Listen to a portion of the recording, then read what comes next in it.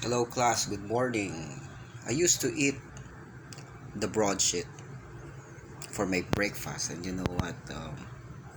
So happened we have this commentary from Jose Mario de Vega, our beloved professor from the Humanities Department of SEAS NU.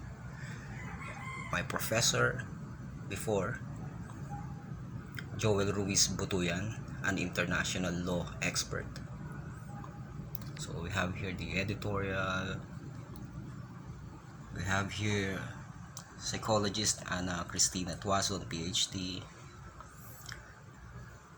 Alright, so I want you to take a look at the online version of this commentary by Toronata Tambun entitled Why Corruption Thrives in a Religious Society.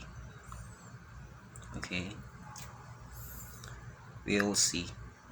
Alright, I want you to reread Why Corruption Thrives in a Religious Society.